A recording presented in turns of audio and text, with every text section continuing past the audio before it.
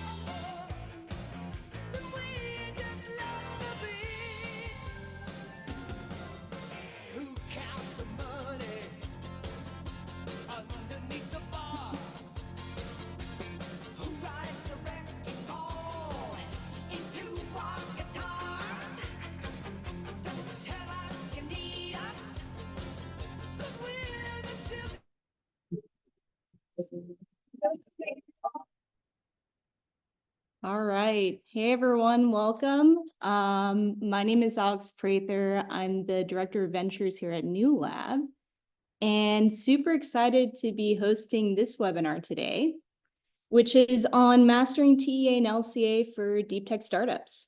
Super jazzed. So let's get going. Quickly, a little bit about New Lab. We are a global venture platform for critical technology startups building our sustainable future. Our goal is to reduce barriers to commercialization for these startups. And everything that we do is focused on accelerating that go-to-market. So we do three main things.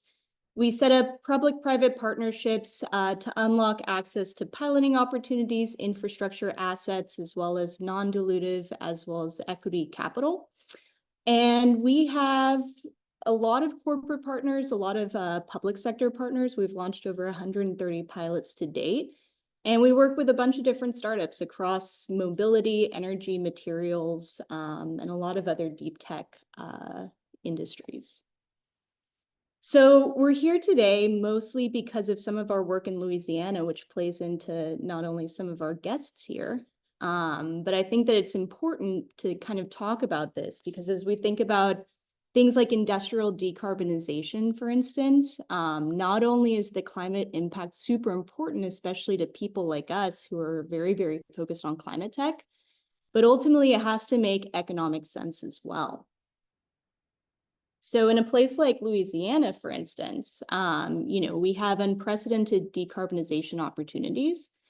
But ultimately, when we're looking at customers and like our core value propositions of these different climate tech startups, what we're really interested in being able to answer is it better? Is it faster? Is it cheaper? And as we think about how we message these things to stakeholders that perhaps are more interested in just like making sure that their companies are improving their innovation as well as like matching to the energy transition, that is it better, faster, cheaper also happens to decarbonize the economy. So we have a couple of awesome speakers here today.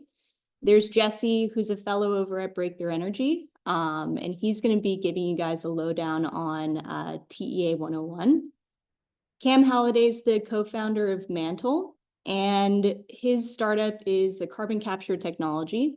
And he's going to give you the lived experience of his process of not only developing a TEA, but also, using it in day-to-day life at his startup.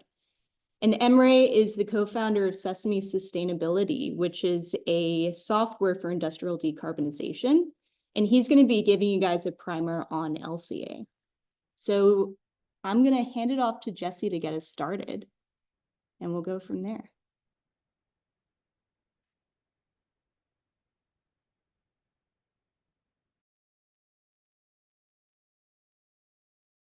Alrighty. Can you see my screen okay?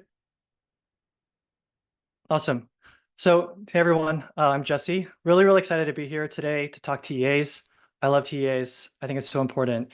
And so I think for a lot of the early stage scientific founders on the call today, I think this is really important and would love to share more. I think my goal today and how I think about my impact or success is if you can spend another hour thinking about your TEA, refining things because of this conversation, huge success for me and also for us. So to start off, I wanted to do some context setting here. If you look at the news, there's a Wall Street Journal article from a couple of days ago about how biofuels are getting hammered, plants are shutting down. Historically, billions of dollars have gone into climate and kind of green, clean tech, boom and bust cycles. Alex was also talking about how, yeah, it's not enough just to be green, but are you cheaper? The industry and kind of industrials are really good at what they do. They've been doing this for 100, 150 years. Commodity markets, this is where you really hit kind of large climate impact, but they're really low margin. So with kind of all of this like backdrop, this is a really tough journey ahead for everyone. And so my question for you to think about really is, where do you get the conviction to solve this problem that you're working on, and kind of, where do you get the conviction that it's worth committing in this next phase of your life for? And so you can be a kind of leading scientist in your field with awesome technology, but I really think it's not enough. And so really want folks to think about kind of what must you be doing right now to make it make sense for you. So there's stuff kind of on one side of things that you can control, and stuff like markets, kind of the market moving against you that are outside of control. And in terms of what you can control, it's your technology and how you bring it to market. And so where I'm really getting to kind of the punchline here is why TAs matter. If you assume that you need to be cost competitive to break into the market, you want to start working backward from that. So for today, are you even close? Are you in the ballpark in terms of costs? And then if so, then how do you kind of get more tactical and think about which R&D targets matter most? What are you going to do about it? And how do you make decisions from that? And so TAs are really, how do you kind of make sense of the tools at your disposal to impact technology, partnerships, et cetera? So yeah, kind of in working with teams, I find that it's bizarre that teams spend all this time optimizing their tech for some market, but don't necessarily have a clear idea of how what they're doing in the lab actually impacts their economics. Or teams will come to me because they're like, hey, VC's asking me about my economics, like, can you help me build a TEA? And like, it's like really backward. Like you should care. Like you're spending your life building this company. VCs are spending other people's money investing in you. Like this should be really important to you. And so, I think I might be preaching to the choir because clearly you're here. But I think, again, success for me today is really kind of to push you to spend more time on your TEA, for you to really understand it deeply and use it as a tool, build your own intuition, because ultimately, like this should really matter to you. Anyway, so clearly I'm fired up. And you might ask, who is this guy? Why does he care? So over the last 2 years, I've been at Breakthrough as a business fellow. As a fellow, I work with early stage teams in kind of this part-time commercial co-founder role, 36 months at a time, all things non-tech, building TEAs, employee handbooks, helping set up pilots. You'll see a couple of those teams there. Cam, Mantel is there. I didn't get to work with them closely, but I got to be part of their team so that I could co-work with them and sit with them at the engine. So forever grateful for you. But yeah, from a lot of this kind of early stage work, some of my biggest learnings is that these commercial activities, TEA, product market fit, are so crucial at early stages. When I was in grad school, I was working on my own algal biofuel startup, and this was part of Climate and Energy Ventures. Like Alex was my TA, Cam was also in that class. And then our TEA was a big reason why, my co-founder and I just decided to shut down. Like we were having to make really aggressive assumptions to try to make things work. And at that point, I felt like we were already on the back foot. But if you're an early stage founder and you think about things like it can be really overwhelming. It's really expensive to also bring in business people to help you specifically with your technology. It's very manual. And so post fellowship, I'm exploring how new AI tools like large language models can help bridge this gap between business people and then also a lot of technologies. And that's what Conductor Labs is, to kind of bring that scalable, idiosyncratic commercial support. So today, with this session, like I think these sessions are actually quite tough. Like that's a really wide varied audience. So it's hard to be super actionable. So I'll just have a few short slides. I think more importantly is kind of instilling this mentality of like TEA is really important and you should be thinking about it. And I have an email, my email address at the end if you want to talk more about your TEA. But in terms of these, takeaways, there's nothing groundbreaking about them. And if you really kind of quickly scan through these, if you can do all three, you're already in a great place, if you're an early stage climate tech founder. So with one, start simple and then iterate. I think it's really important just to get to like an end-to-end process flow.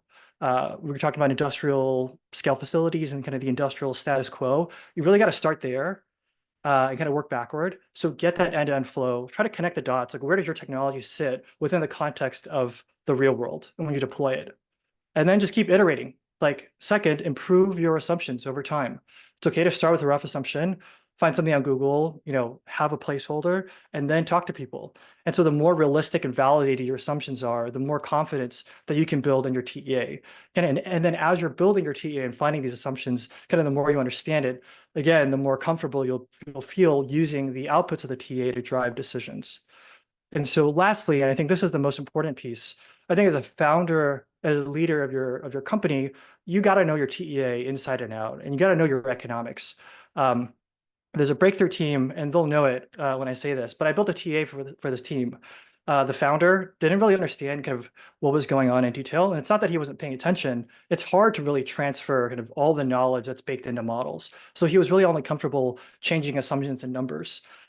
It wasn't until he actually had to rebuild it himself. Like we were sitting on Zoom, kind of going through, cell by cell and rebuilding it, that he started to appreciate and really understand kind of what all was going on. And so I found this coaching approach of having like consistent weekly cadence of working sessions over a few months really made a big difference. So for today, really just want to kind of start diving into an example that we can talk through it. So let's mine some metal with plants. And this will be, I think, kind of a fun example. ARPA-E just came out with this FOA not too long ago, talking about using plants to accumulate metals from soil. So this plant biologist friend, she was working on this technology and was asking me for help on my TEA. And I really like this example because it's fun, it's kind of relatable, but I'm not a plant expert. I just think this is really cool. And so the example will also go through made up numbers, not passing commentary on this, but I think this could be fun. So step one in thinking about building a TEA for us is thinking about scoping. Like, why are we doing this? What do we want to get out of it? And the scoping doesn't have to be really fancy, but for my friend, as part of the objectives and the audience, the outcomes for her, she was thinking about whether or not she wanted to spin out her technology from the lab and really make the leap. And so the ideal outcome for this would be, does her innovation really move the needle? And is there a large enough market for this technology among kind of some of these other things? And so we got to start working on this. And I think a great place to start is like, how would you describe this to a 5-year-old? And so for her, like her technology was, she was doing some genetic engineering to uptake these metals out of the ground, through the roots, into the plant, into these berries. And the idea would be, you grow these plants. Well, first of all, you got to engineer the plant. Then you got to grow these plants in fields. You go and then collect the berries. You got to take the metals out of the berries, and then maybe you sell them. And I think this is a great first step, just to kind of force you to think through all the end-to-end steps, and then contextualize your technology kind of in the broader market. And so, yeah, so now let's go kind of one step deeper. So we've laid out the unit operations here. And we assume that maybe like the first half of this process might be like agriculture. So you look for some of those comparisons. And then later it's like metals and mining. Intuitively, I think it can make sense. But if you were in this position, you'd want to go out and talk to experts in the area who've done this before. But I think if you were to just take this process flow and put numbers against it, this is already a really solid place to start for TEA. And so let's just do that. Let's go put some numbers, volumetric numbers, cost assumptions, and let's start connecting things together. So in this case, we're not going to go into details, but this is just us starting to put all of your numbers and your ideas and your thinking down on paper in Excel. And so what you'll notice is that on the left-hand side here, this is what like an Excel, your workbook could look like. So one thing to call out here is that you'll see that some numbers are blue and others are green and black. I think good model hygiene also really matters. Like the blue numbers are assumptions hard-coded. Black numbers are calculations. Green ones are numbers you pull from another calculation. And because you're using these TEAs as a method of communication, whether to investors or your team, or just for yourself to debug, kind of side note, I think the color coding for your model is actually really important. And then if you look on the right-hand side, this is just like one small example of how you might start connecting all your numbers together. Like ultimately, you're trying to figure out how much money could I make with this phyto mining per acre. And so you're looking at, well, how much nickel is there per berry? How many berries could I get per acre? How much value does the nickel have, per gram or per kilogram? So you do some math and you get to some assumptions. And this is roughly kind of what your TA looks like as you build it out in more complexity.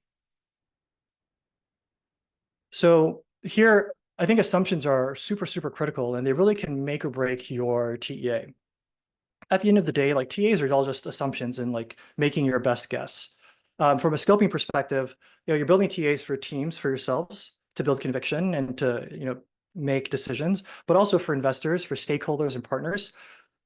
From my experience, largely teams will tend to have more optimistic assumptions, whereas investors and partners are going to have less optimistic, more conservative numbers for a lot of different reasons.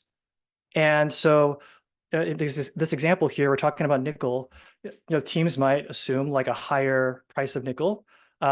And you can take like the higher range of the historical 5-year, whereas investors might take the lower range.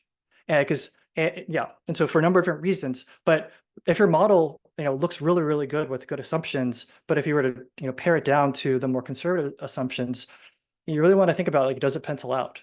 And if you're really counting on the really aggressive assumptions to get you there, then maybe it's not a good place to start. So assumptions really important. There's a great podcast on TEA from EIP. Would also really recommend you listening to that. And that goes into this in more detail. So we have a magic wand, boom, we have our model. So let's just assume that this is our rough model. And I think Cam will actually show a more complex model, which is appropriate given their kind of progress and scale. But if you're early on, this is a decent, good place to be. So the next step is to iterate. Like, where is there a lot of uncertainty? There's a column there with like the green numbers. Target like the chunky components of the cost and iterate there. Or like think about kind of what are the things that make sense as you mine more metal out of the ground, like can you just keep mining at the same rate? So this is where you just build your model, get it end to end, and then go from there.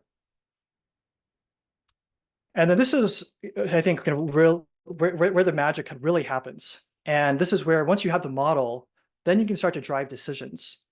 So what I have here is this is called a tornado chart or like a univariate sensitivity. What's happening is basically if you have some assumption such as uptake rate, you're toggling between like a low, medium, and high and seeing how that impacts the profitability of a farm or your long-term economics, in this case, your net present value. So the larger the bar and those float to the top, the larger the impact of your low, medium, high assumptions are. So some of these will be within your control, like uptake rate or resistance to water stress, but others are not, like nickel selling price. And so for you to think about, like some of these are within your control, so you should do something about it. If it's high impact, definitely spend more time, investigate it, validate that it makes sense. If it's in low impact, like a really small bar at the bottom there, then maybe spend less time. And then things that are outside your control, that's a really question of like, how resilient are you to macro impacts? Anyway, so we could spend more time on this and building this out also, kind of there's some mechanics around building the model, but this is really where you build a model, you then use it to drive decisions, you set what those low, medium, high numbers are to kind of get you to the next step.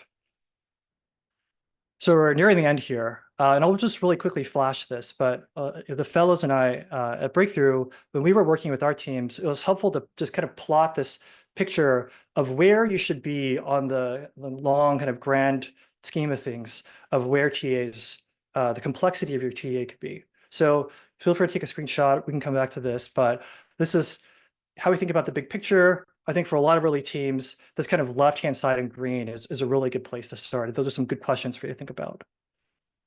So I'll end here. These are some takeaways, just kind of copy and pasted from earlier. From my side with Conductor, we're running coaching pilots. So running these TA coaching pilots with other teams in the broader ecosystem. Reach out to me if that's interesting to you. I have my email here, and then let's talk about your TEA. Cool. Awesome. Thank you so much, Jesse. Let's pull up that last slide that you had on TERL. TRL. Great. So question for you is, what are your top words of wisdom for a founder that is perhaps just spinning out of academia to get ahead of this? Yeah. So I think if you're just spinning out of academia, you're on like the far left side. Um, and I think the main thing to think about is, keep it simple. And how do you, build the end-to-end model and get a rough estimate of, are you in the ballpark in terms of cost? And then what markets roughly do you have a right to win in? Like one technology may be relevant for multiple markets. And so you might do simple models for multiple markets that are end to end. And that's going to get you a lot further than diving super deep, modeling out all the kind of nitty gritty details and ignoring a lot of those downstream things. Because a lot of those things, again, you can listen to the podcast from EAP, like they'll kind of come back and bite you. So this is, and again, like TAs are not a one and done thing. There's a lot of uncertainty at early days. And so that's where a big push from my side is you got to internalize, you got to build these things yourself, get someone to help you kind of coach you through this. But the only way that this can be sustainable for you to drive decisions is if you own these models throughout this life cycle, you understand how it works, you can adapt to all the changing winds of your business. And then, yeah, as your decisions become more expensive, as you need to buy more equipment or start putting cement and steel on the ground, you should look at the alternatively very inexpensive exercise of building models and TEAs and spending time, de-risking the expensive, like putting steel in the ground. And so your TA should really kind of stay a few steps ahead of your actual R&D and then kind of pilot scale up. Awesome. Super helpful. Keep the questions rolling, audience. We'll get to them after Emre and Cam finish up their sessions. But I'll hand it over to Cameron to get us going on his portion.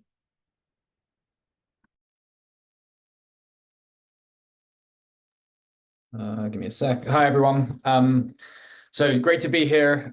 Good to see you all. My name's Cameron. I am the CEO of Mantel. So we're a carbon capture company, and I'm here to try and give you the lived experience. So I've pulled a bunch of actual slides, some from old decks, some from very live decks, and just talk through like my experience with the TEA and how we use it, why we use it. The goal here, or my goal here, is not to sort of tell you how to do this, but to try and sort of inspire you or give you creative ideas about how you could think about building your TEA, what features will be helpful, and sort of build it with the end in mind a little bit, recognizing that, as Jesse mentioned, this is a naturally and inherently very iterative process.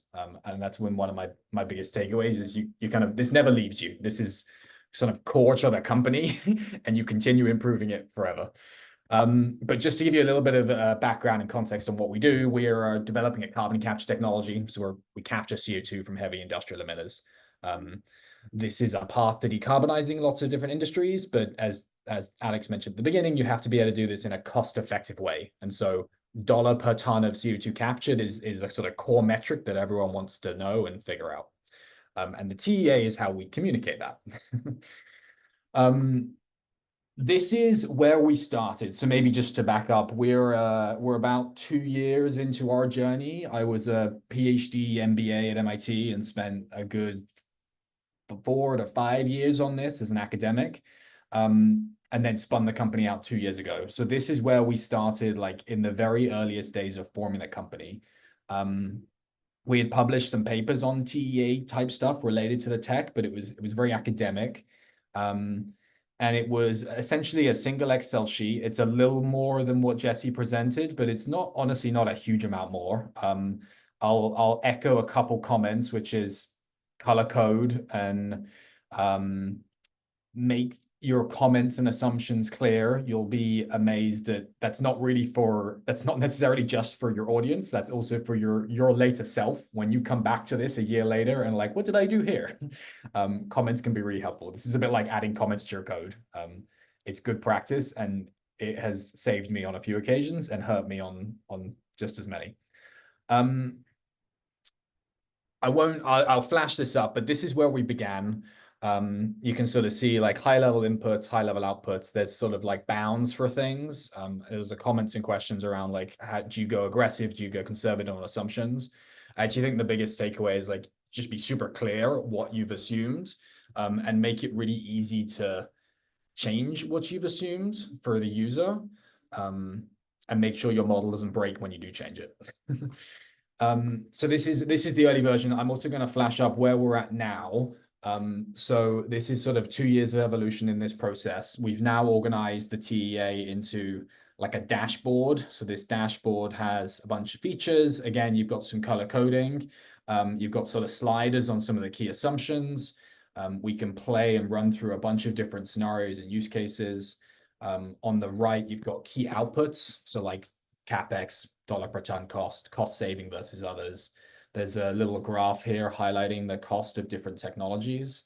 A lot of what a TEA is comparison. It's comparative. And one of the nicest things about a TEA is it lets you make technology leveling assumptions. You get to assume the same thing, assume the same natural gas price for all technologies.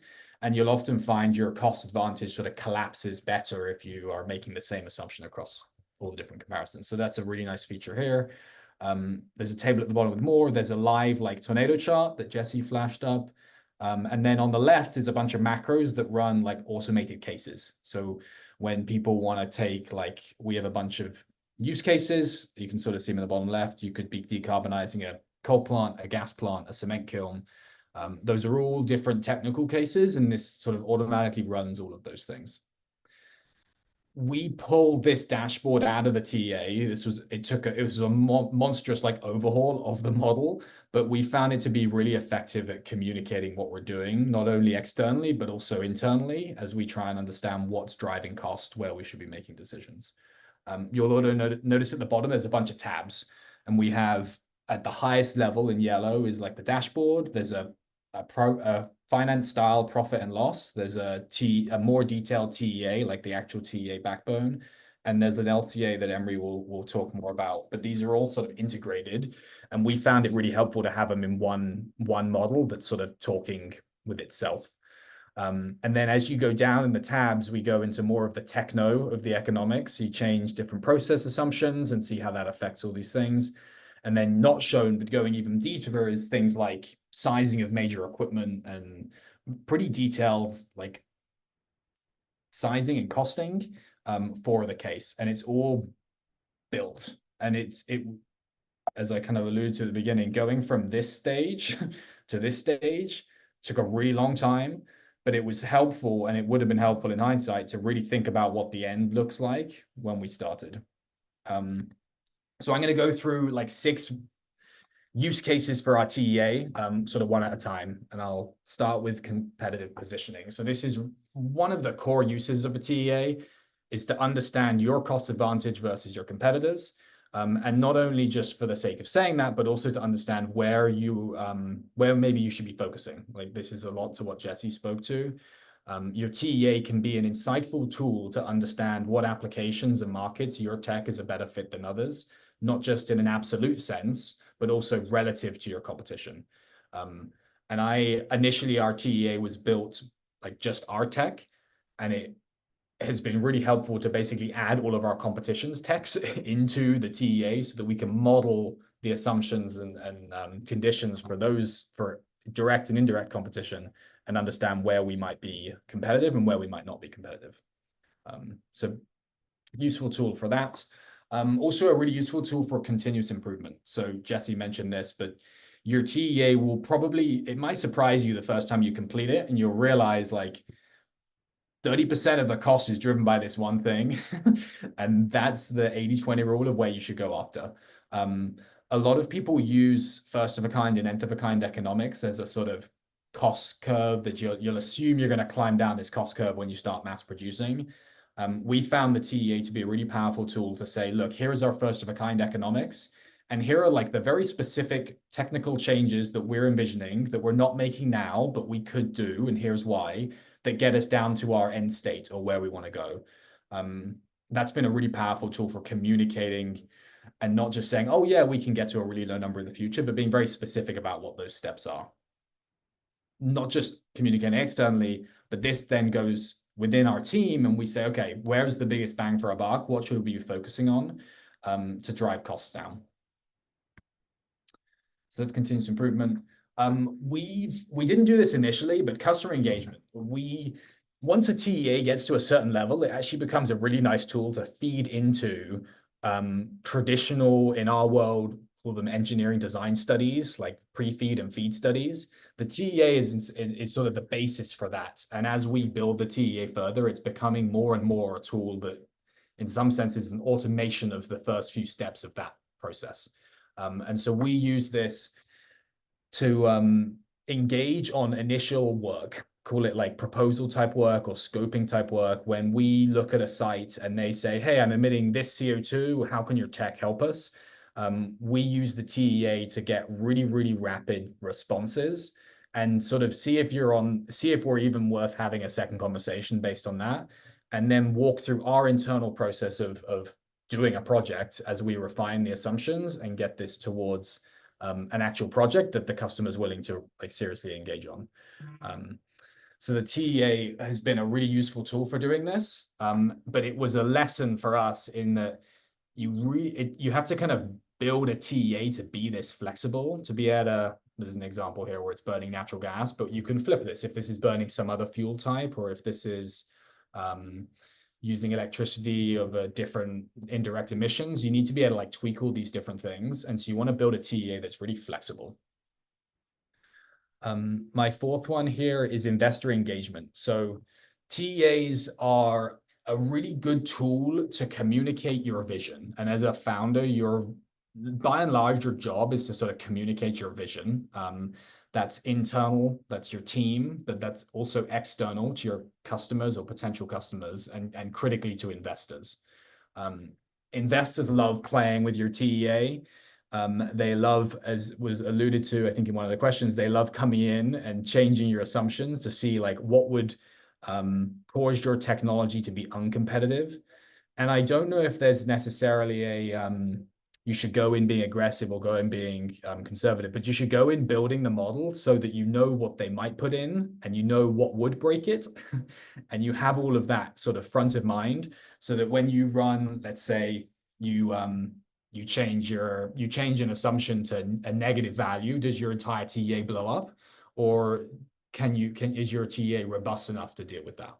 And so building a TEA that's sort of meant to be user-friendly can really add to the professionalism of what you're doing as a company. And that professionalism like is really respected by investors or whoever's using your TEA. That means color coding, adding comments, making it robust, making it hard to break, making your assumptions really clear. One question I've had a couple times, and I had internal, like when I was going through this process as well, was like, hold on, if I'm sharing my TEA with someone, I'm basically opening up my like life to all your dirty laundry to this person. And what if they then send it on to someone, or haven't I just given away like the keys to the kingdom kind of thing? One of the tools we've used to do this is you can actually like hide and lock different sheets. You'll notice on my initial one, there's a bunch of sheets. We actually hide and lock like the vast majority of them. And so the user can interact with the dashboard and have the functionality and ability to play with it and feel comfortable with the assumptions, but not necessarily the ability to go and like basically steal what you're doing, or you feel at risk, or you feel vulnerable that what you're doing is being completely put out there in the open. So that's just a little like trick. Fifth one is business model. So we use our TEA to inform business model. The pro forma for the project sort of feeds into our company level like financial projections and stuff. So this is the profit and loss tab of the TEA. It's a more conventional style, like project finance perspective on a project. We didn't have this initially. We actually initially started building this in a separate Excel sheet, and then realized how much it links to the TEA that it might as well be combined in one model. This was something we did pretty late on, but I would actually suggest, I recommend it. It's been really helpful to have one model that's sort of the source of truth for all of these things. It's not easy, but it's proven to be helpful, and I'd recommend that. And my last one is market size. So the other thing we do with the TEA is and this is maybe a bit unique to our industry and what we're doing, but we have a nice feature of the US, where the US and all major emitters basically publish all of their emissions. So like every site in the US that's over a certain size, it's EPA public information about their CO2 emissions. And if, depending on what you're doing, this might be harder or easier, but if there's a big database of information that you could feed into your TEA, you can build what we call our market model, and sort of run your TEA through all of these cases and basically cost every project you could imagine. This is a really compelling, like, bottoms up market sizing, and also a kind of a sales tool. Like, we take this, stack rank what projects are going to be the most cost competitive, which are near CO2 pipelines or which are in favorable geologies, and identify projects that are super attractive. And so this is an example of the tool we've built out to do this. And then the summary is on the next slide, which is sort of like a cost curve. So we build a cost curve for all these projects, and also do the same thing for the competitive technology, which is what A means there in purple. And this is like a very compelling bottoms up, rigorous approach to here's the market opportunity we see. And it has been a really nice way of communicating the vision, the market, the opportunity and everything to investors, but also just generally. So that's an example, or those are examples of things you can do with your TEA. Now, you're not going to necessarily start with all these things, but I hope that seeing what it could look like might inspire you to go after one or multiple of these ideas, as you sort of engage on this techno-economic journey. Awesome. Thank you so much, Cameron. Okay, so I don't have one question, I have a couple. One is, what do you wish you'd known earlier in your journey when you were starting to build your TEA? Are there any helpful resources that you used along the way? And then, looking ahead, how do you see the TEA being used to inform decisions, as well as like the evolution of your company? Yeah. So I spoke to the first one a little bit throughout, but I would definitely emphasize this is a really iterative process, and you should sort of build this model with that in mind. Like, this is not you're going to spend a month working on it and say, here we go, PDF, not PDF, but you get what I mean. This is something you're going to come back to again and again, and you should sort of think about that when you set off. And I think this echoes a lot of Jesse's comments around ownership. It is such a core and central part of your vision as a company, and for almost all companies, that it's something you really need to be very, very familiar with, and be able to like defend everything in there. And that kind of starts with understanding everything in there. So that's what I wish I'd known. Helpful tips. Like, I would, I don't know if I can speak to specific resources. I mean, we did some of this in academia, and so you can like look at other TEAs and get inspired by them. I would definitely recommend, like, Jesse's concept of working with a coach is a really powerful way to accelerate this. Like, this is a monumental workload, but it does need to be like embraced. And so a coach is a really compelling way to do that. Working with someone like Emre on this kind of stuff too. Like, there's lots of people who are experts in this. You don't necessarily need to reinvent the wheel. But there is a sense of ownership that's powerful. And then last one, where are we going with our TEA? So we have, I would say the main next step is we're starting to get to a point where we're doing like real engineering studies for full commercial systems. And we are now doing a traditional, like, you get quotes for equipment, and it's all, and initially this TEA was built off of cost correlations. And now we're starting to integrate like real quotes. And so that's what I alluded to earlier, which is the TEA going from this somewhat academic tool to this very functional, like, core for commercial pipeline engagement stuff, as a way of accelerating and streamlining the initial engagements we have with customers. So that's where we're heading. Awesome. Thank you so much. So now we're going to head over into LCA world, which, to be clear, LCA stands for life cycle analysis. And this is really the crux of what it means to be a climate tech startup. If you're not really reducing or removing emissions, across the entire life cycle of your technology and business, is it worth it? So over to you, Emre. Thank you, Alex. So actually, that was my initial slide, and I decided not to include, do we need an LCA? Thank you for covering that. I am Emre Gençer. I am the CEO of Sesame Sustainability. So we develop a software solution to perform all sorts of energy-related analysis on deep decarbonization. And today I'll be talking about brief intro to LCA. And I don't want to necessarily use the terms LCA or life cycle assessment, but it's mostly about understanding the environmental impact, carbon emissions of your technologies. So briefly what we do, our platform enables teams to perform LCA, TEA, and systems analysis for decarbonization solutions. So what Cameron showed is a wonderful example of what you can do in-house, but what we are providing is basically a rapid and a scalable version of what they have, more in terms of a generic software. So I will be using Sesame as examples throughout today's discussion, but this is the only slide about what we do. So let's jump right into it. So what's life cycle assessment? So in a nutshell, LCA is a process of evaluating the effects that a product has on the environment over the entire period of its life. So it can be used for a product or the function of a product. So a product can be fuel, chemicals, whatever it is, and the function of product in the context, for example, transportation, driving from point A to point B. LCA is commonly referred as cradle to grave, meaning we are including all life cycle stages. And for the deep tech, it's not necessary to do cradle to grave, and I will talk about it. So what we do, recipe for LCA. What do you need? How do you do it? And again, so it doesn't need to be LCA, it can be emissions analysis as well. The first very important piece is selecting a consistent system boundary.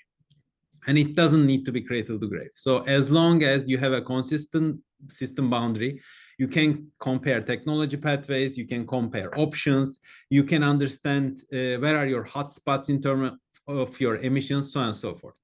The second step is quantifying the environmental loads, which includes energy, mass, raw materials, so on and so forth. And this is also very much connected to Jesse's point about the first flow sheet and also doing a detailed version. So basically you see all the flows.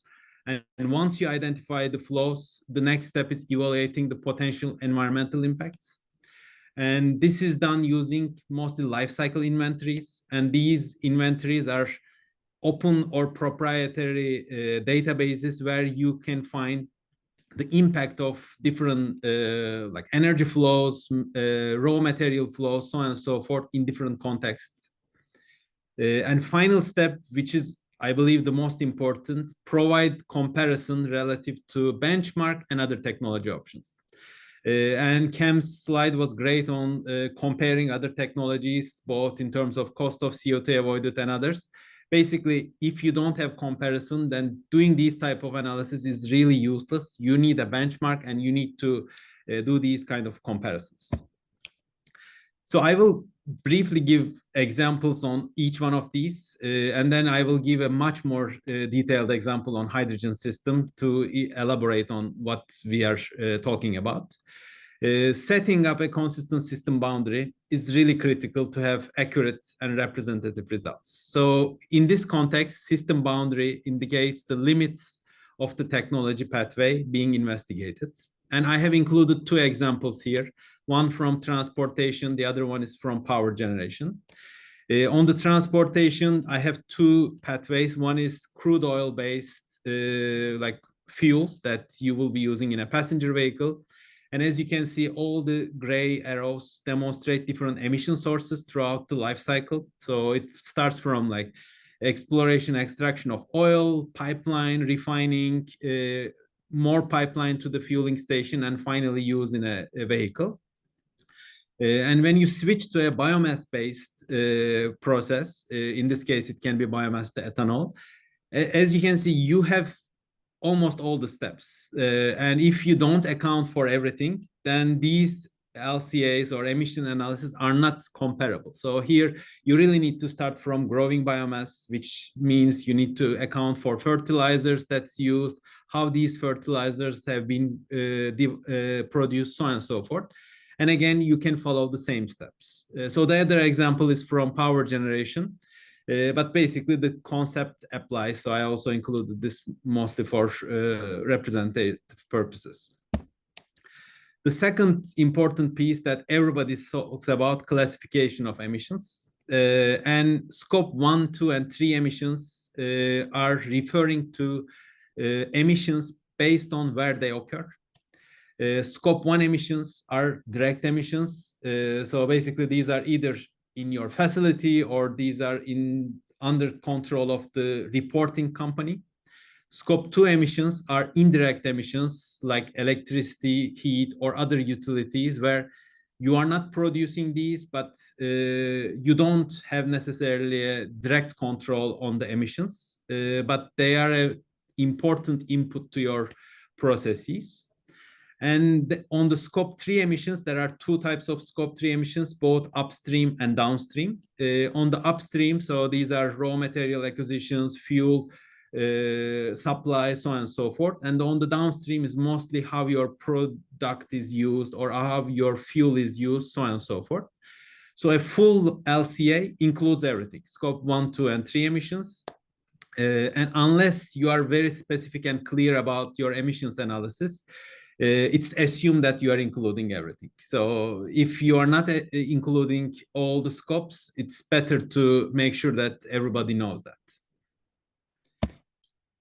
So I will switch to an example and I will go through the steps for a GHG greenhouse gas emissions analysis for hydrogen production and delivery. So let's do also a hydrogen 101. Production pathways. So there are mainly two pathways. One is thermochemical process, the other one is electrolytic process. In the thermal processes, we use energy in various resources, such as natural gas, biomass, or others, to release the hydrogen from their molecular structure. And for these processes, it's really important to include the impact of feedstock supply and process efficiency, because these are the most important parameters. On the electrolytic processes, what we do is we use electricity to split water into hydrogen and oxygen. And in this case, you will see from the results, electricity supply is really key in terms of your environmental impact. Consistent system boundary. So here's an example of like what does it mean. So on top, I have steam methane reforming, which is converting natural gas into hydrogen. So in this case, we start from natural gas pipeline to transport natural gas to the facility. We have a steam methane reforming facility where we convert natural gas into hydrogen, and then we use compressed hydrogen pipeline to carry that hydrogen to the plant that will be used. And here you can see the delivered hydrogen in both cases are exactly the same. So basically we are using same basis for these boundaries and pathways. In the context of electrolyzers, our main energy source is electricity. So in terms of base case, I picked grid electricity from California, CAISO. So we have electricity transmission, PEM, water electrolysis, and compressed hydrogen pipeline.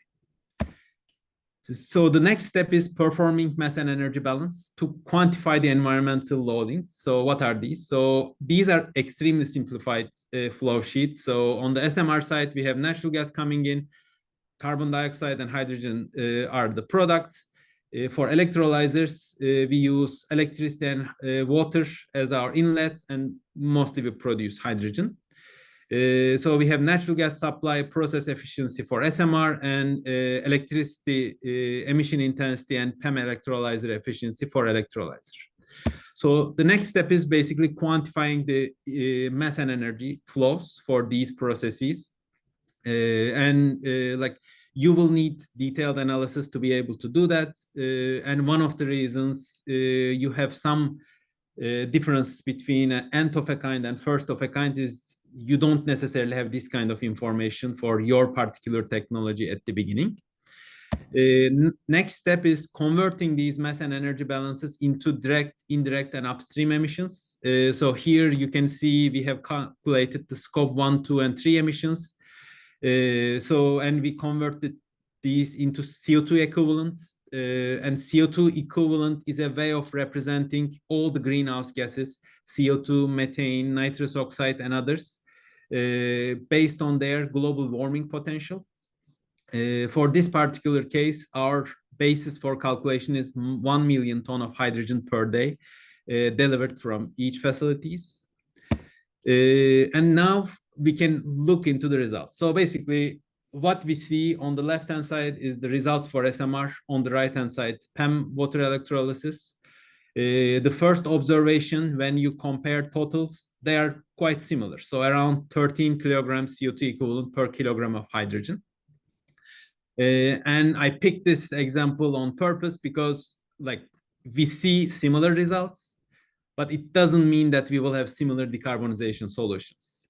And the reason is the emission sources are quite different. So in the case of SMR, you see a massive scope 1 direct emissions from the process, followed by upstream emissions from natural gas supply and natural gas pipelines. In the case of electrolysis, scope 3 emissions are minimal due to electrolyzer manufacturing. No scope 1 emissions because we don't produce CO2 from the electrolyzer. But we have massive scope 2 emissions because mostly electricity is supplied from grids, which also have natural gas in the context of Californian grid. So decarbonization solutions for SMR should initially focus on process scope 1 emissions, as obvious from the graph. Whereas for electrolytic hydrogen production, the focus is electricity, so making sure that the power supply is cleaner.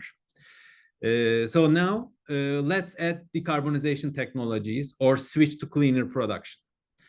So for SMR, we are adding carbon capture and not Mantel's technology, but a regular amine technology in this case study. And we assume we have 96% carbon capture from the SMR plant. Now, our simple flow sheet changed. We have some CO2 emitted, the one that's not captured, and the rest is captured and sequestered. And on the electrolyzer case, we switch from grid electricity to solar power. So we have now a dedicated solar power that will be used to produce hydrogen. So we do the same analysis, mass and energy balance first, and then scope 1 to 3 emissions analysis.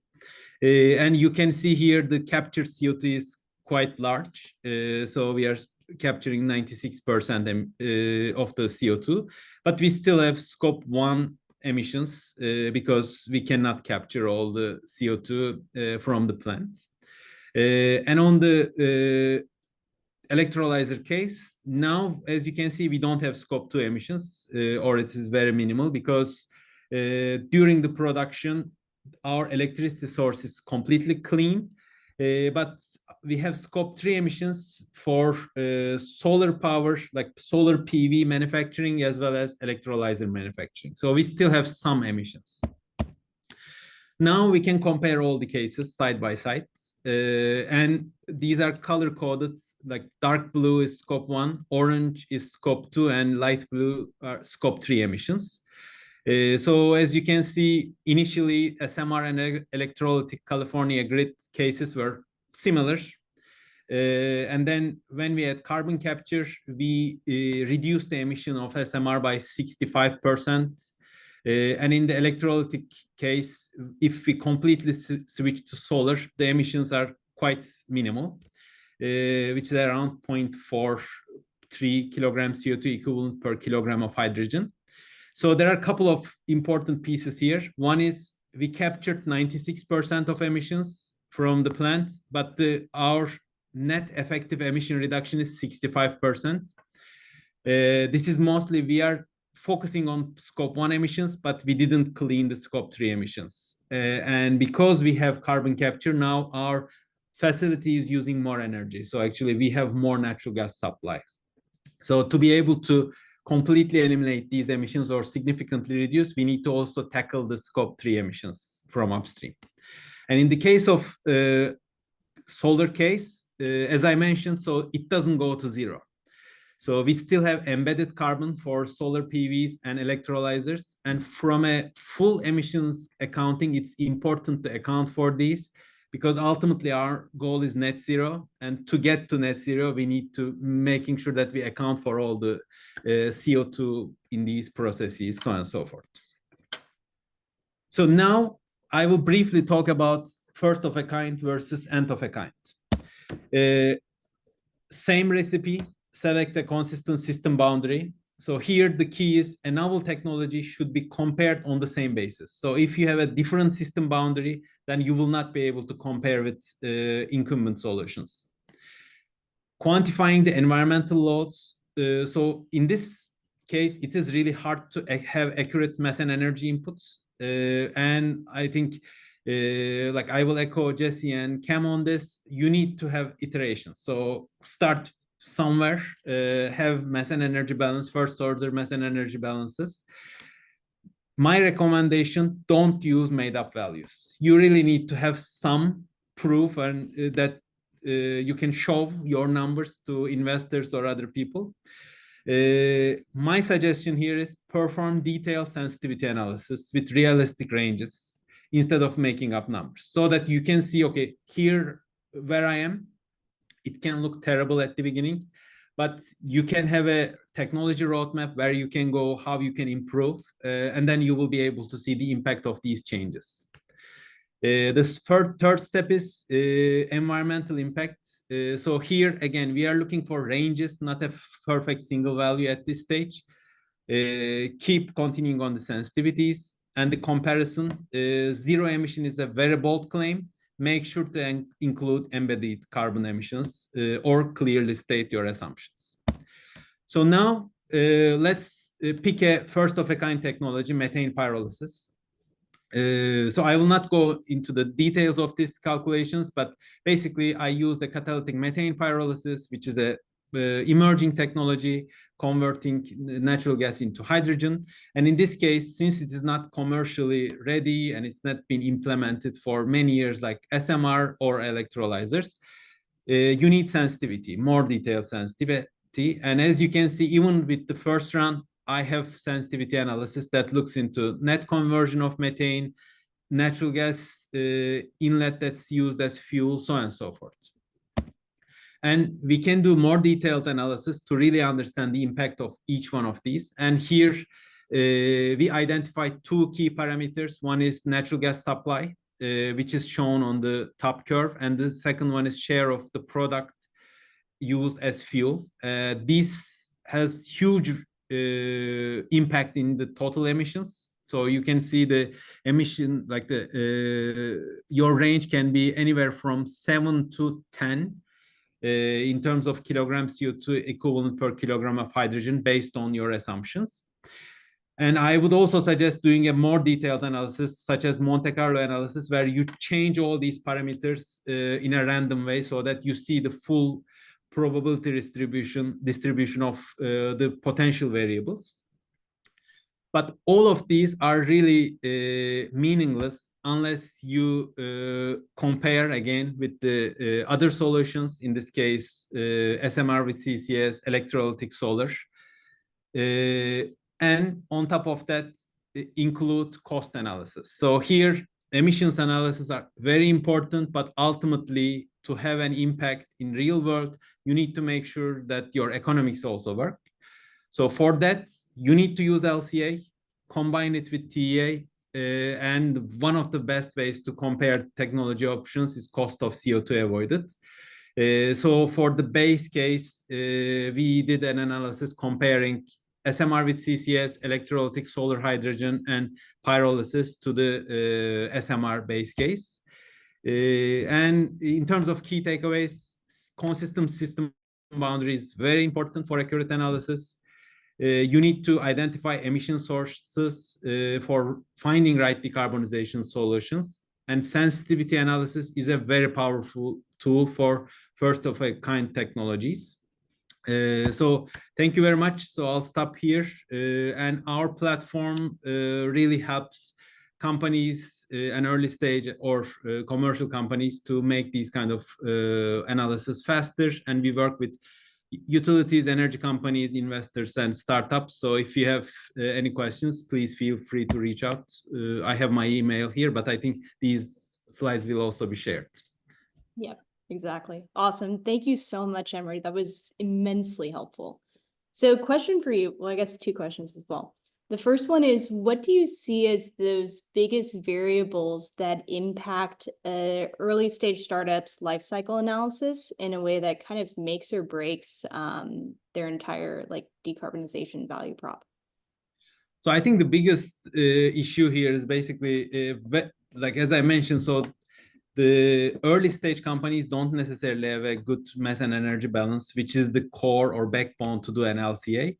And if they don't start from somewhere, basically they get very inaccurate results. So I think similar to TEA, this should be an iterative process. You start from very early input output type of like analysis and then improve on it. And the second important piece here is that finding also accurate life cycle inventories. And there are some publicly available sources, but in some cases you might need to use proprietary data sets.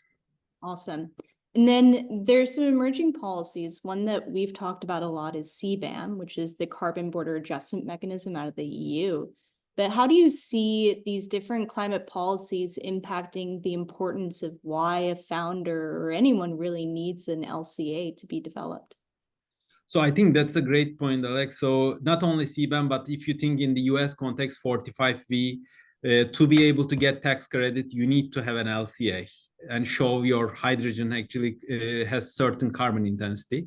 So I think moving forward, similar to cost analysis, financial parameters, emissions parameters will be crucial for making any type of trade. And I think more and more we are hearing from companies that they are doing a much detailed emissions analysis to report, but initially to really understand what are their problems, what are the sources of emissions, and how they can improve. But in the context of CBAM and 45V, for example, you will also need some sort of certification. So that goes beyond doing your own LCA, because then you need to have also verifiers where they go and check your numbers and make sure that what you are reporting is correct. Awesome. Thank you so much. We're a couple minutes over, but we have time to answer some of the questions. First of all, thank you to the audience for asking amazing questions. Let's see, where do we want to start? We'll go with this one. Question for Cameron. How have you validated the modeled competitor performance? Do you present different versions of competitive comparison depending on audience, investors versus potential customers? You picked a good one, Alex. I'm halfway through a very long response to that one. Yeah, so this has been a really cool feature that we've added. It's not easy because you're kind of going off of public information and you're trying to guess what your competitors are doing. It's really tricky. In our space, two things sort of drive cost: your energy consumption and your capex at a super high level. And your energy consumption is often, like, a lot of our competitors report that, or they'll make a claim, and so we can plug that into the model. And then we have to make somewhat informed, educated guesses on capex, a lot of which can be simplified with technology leveling assumptions. Like, you might just say, hey, it's probably the same capex as another benchmark that you have better public information for. And we have found this like amazingly compelling. So we'll go to will have a conversation with a potential customer. They might drop a hint that they've looked at this other technology from another company, startup or big conglomerate or whatever. And then we come back the next meeting and use that as the benchmark. And there have been a handful of cases, and we've messed it up a few times. They've been like, no, that's way wrong. But a couple of times they've been like, oh, that's the number we got when we did a study with them. And it builds so much credibility when you can then say, and okay, so under those assumptions, we aligned with what you got, and we're still half the price. So we're improving in this way. We're cheaper, faster, better in some way. So not an easy thing to do, but it's been really effective. Awesome. Thank you. I'll pass this question to Emre, and feel free to chime in, Jesse and Cameron, as well. But given the interdependency of TEA and LCA, would you build into the same model, or would you mirror input tab to make it easier to test things? So in Sesame, basically, we are using the same backbone to do both cost, TEA, and LCA. And that was exactly our motivation when this started back at MIT, because like it is so interdependent. And if you don't have the same platform, then you need to make sure that everything is accurate and you are using same assumptions, so on and so forth. And if you have a single platform, basically you have that by design. So and I think there will be more these type of platforms coming online, because as like you said, Alex, so this is becoming an important analysis for energy space. Anything to add, Jesse and Cameron? Awesome. Resources has been a big question that people have been asking. Have any of you seen good resources for founders to just get started on their version 1 TEA or LCA? Yeah, I can take a quick stab at this. I think, and there's a couple questions that people have asked as well, but I think if there's a good TEA like template that already exists that is very relevant for you, that's a great place to start. Or like papers that have published TEAs. If you know kind of what industry or like segment you're in, like certain, like NREL, for example, will have a lot of TEAs for biofuels, or JBay at Berkeley. They also have a lot of kind of biomanufacturing TEAs and tools. So for your industry, I would talk to kind of people in your industry and figure out what's the relevant TEA source for your industry. There's also data sources, like NREL also has like capacity factors for wind and solar and things like that. So I think those are good places to start for, yeah, if you're starting out. Gotcha. All right. Well, I think that's all we have time for. So thank you to Cameron, Emre, and Jesse for joining us. And thank you to everybody for tuning in as well. Quick answer. I think we also answered this in the Q&A, but yes, this is going to be free and open resource. Our goal is to kind of turn this into, some evergreen support and so forth for founders. So stay tuned, and we'll be launching that relatively soon. All right, take care. Bye, guys. Thanks, everyone. Thank you.